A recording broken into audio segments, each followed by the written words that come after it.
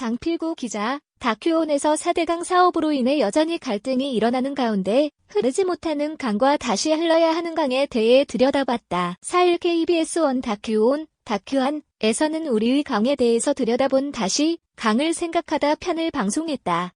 과거의 강은 인간뿐 아니라 모든 생명체의 것이었다. 하지만 사람이 강을 소유하고 점차 뜯어고치기 시작하면서 훼손되어 왔다.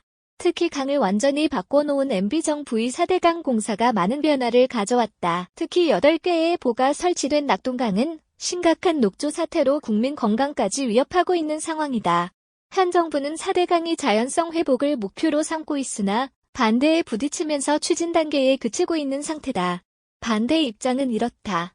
보를 열어 수위가 낮아지면서 담수량도 줄어들어 농사짓기가 다시 힘들어진다는 4대강 공사로 인해 새로운 농사법까지 펼칠 수 있는 등의 편리함을 누렸던 일부 농민들의 목소리다. 그럼에도 금강의 사례는 보 개방을 더욱 고민하게 한다. 3년째 수문을 연 금강은 녹조가 사라짐과 동시에 모래톱이 생겨나는 등 놀라운 회복력을 보여주고 있는 것으로 나타났다. 아울러서 일부 농민들이 걱정하던 농업용수 부족 사태도 그들 스스로와 정부와 지자체 등이 힘을 보태면서 막을 수 있었다고 한다.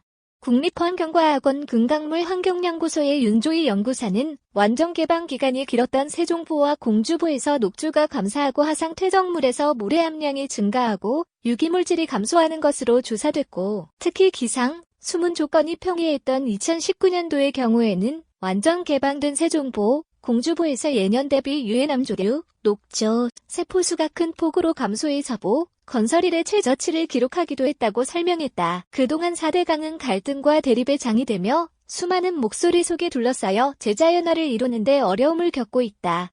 10여 년간 강의 본래 모습 자체를 잃어버린 시간들을 살아온 우리는 이제 다음 세대에게 어떤 모습의 강을 물려줄지 고민해야 한다. 녹조에 시달려온 낙동강의 보중 창량암안보가 가장 먼저 지난 10월에 개방됐다. 약 한 달이 지난 현 시점에 다큐온이 확인해보니 금강의 사례처럼 회복세를 보이고 있다는 진단을 조심스럽게 내렸다.